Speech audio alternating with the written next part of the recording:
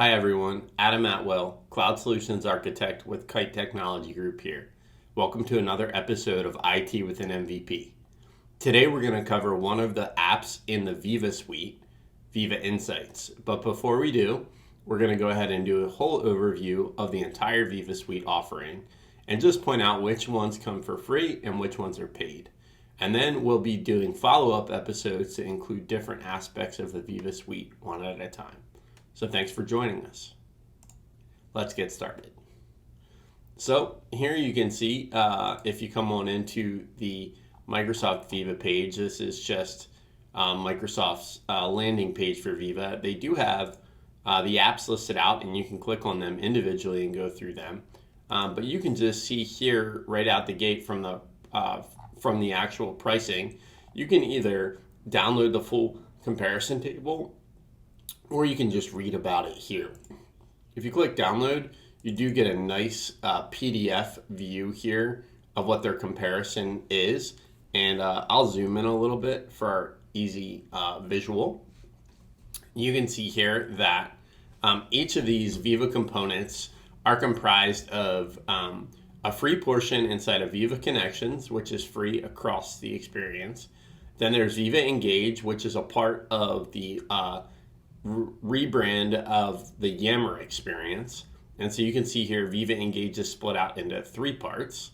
Then there's Viva Learning, Viva Topics, Viva Insights, and Viva Goals, all of which are available separately, individually. And then of course there's Glint and Viva Sales. Today we're going to cover just the first portion of these, which is the Viva Insights portion. And for your reference, the Viva Insights, as you can see here, is included in the F1, F3, E1, E3, and business plans, as well as the E5 plan. And so you can see here that these are available across them. They do also have a premium experience, which only is available in the higher tier SKUs as well. So let's go ahead and dive into Viva Insights. You can see here, this is just a demo tenant I have. And for me to get to the Viva Insights page, I click up here on the app launcher and then go ahead and click on all apps if you don't see it already. And inside this list, if you scroll down, you should be able to find Viva Insights. After you click that, it'll land you here at the Viva Insights homepage.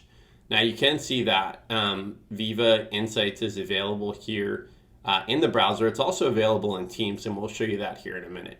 But I just want to point out the different components. So there's well-being, productivity, and teamwork. From a well-being standpoint, you can go ahead and dive in here, and you can see here, these are the ways that it helps you organize your well-being and inside of your work habits. So you can actually click through each of these. We'll set up two of them. We'll start with scheduling a no meeting day. So it'll ask us, hey, do you want to schedule a recurring no meeting day? This needs to add at least, one recipient, of course.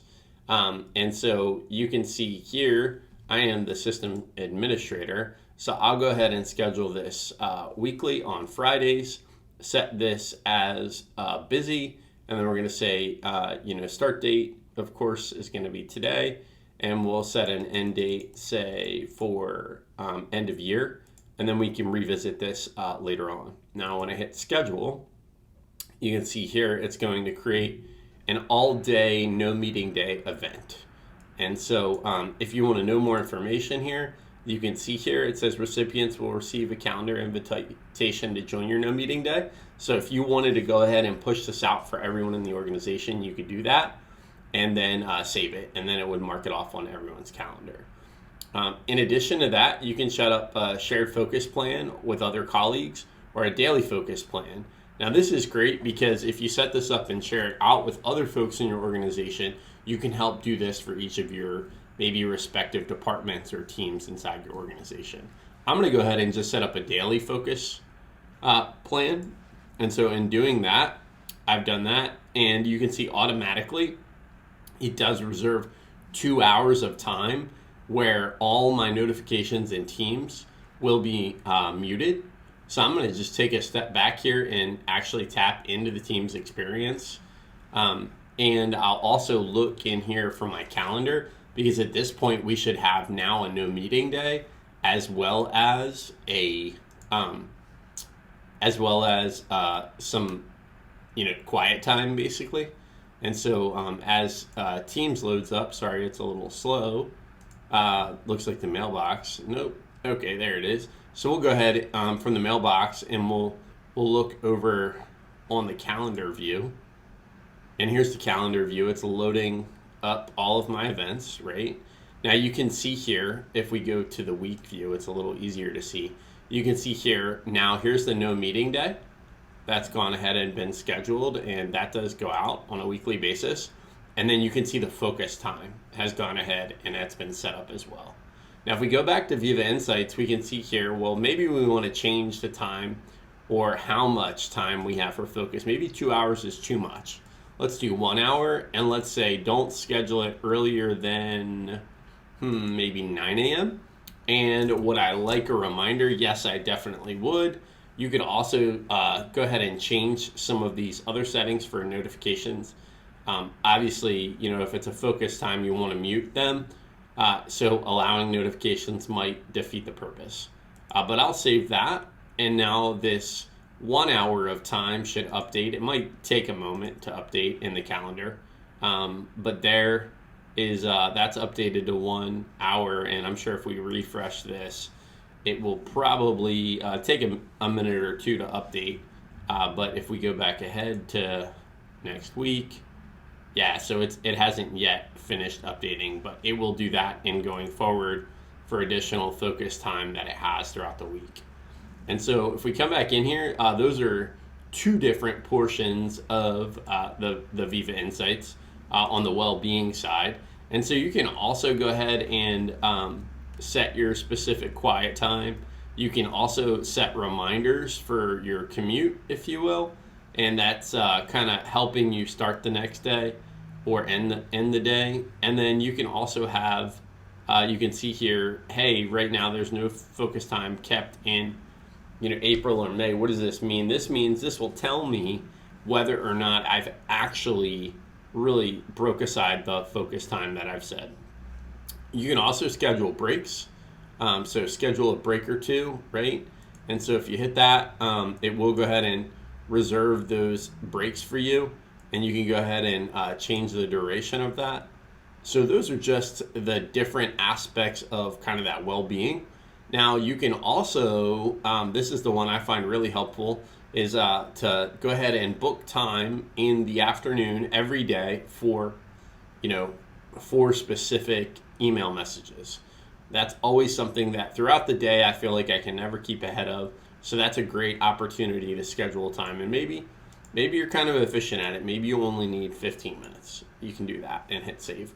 And then if you work in a department where they allow you a specific amount of time every week for learning or education, you can do that and choose it as well. And now all these different time kinds of things will be scheduled on behalf of my own well-being. So that's pretty awesome. If you scroll down a little bit more, you can see that we do have all these other different focus times available, and they do show you when the focus time is. Now for this particular tenant, I don't have any work hours booked, so that's why it's not actually showing you specific work hours. That makes sense. But if I had work hours set in my Outlook calendar, then that would actually be honored. So I'll come up here, and that focus time would be wrapped around those work hours. If you don't know how to set your work hours, you can click on here, and there is the ability once you're inside of your general settings. It's the calendar settings, and in here you can say, hey, when do I want to start my day, and then work hours and location here. So you can go ahead and say time zone for your work schedule, right? And then, boom, there we go, and hit save. And now my work hours and location will be scheduled. Now, if I was working remotely, I could identify these things as well, and this will carry over to my team status. So that's great. We'll go back in and cover these other two things. The productivity is, another thing that helps you kind of see what you have going on. For this actual data, it doesn't actually show a whole lot in here.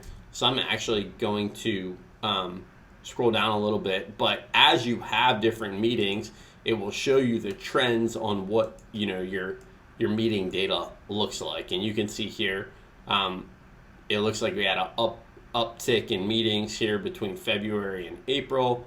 Then if you tap into the meeting details, you can kind of see, hey, what these meetings were. So this gives you some insights on your meetings. It'll also help you kind of see what things you can do. Like sometimes you'll double book meetings. You can also get survey responses. You scroll down here, you can look at those meeting habits. Okay, meeting was less than an hour. I didn't multitask because I was there 100% of the time. I always RSVP'd. I ended on time and it was during work hours. That's great. And then you can tap in and you can see kind of some more specifics. Okay, if I was curious what these recurring meetings were there overlaps? Actually, there were overlaps with these other meetings. And so those are the kinds of things that the details can identify for you. And then lastly, you can pin tasks out and kind of see what's going on here. So those are just different meeting rhythms and how you can organize them and see your meeting insights. The last part of this is talking about your collaboration and whether or not you are collaborating enough, right? And so this does kind of show you, hey, I spent 32 hours of collaboration time in my work hours.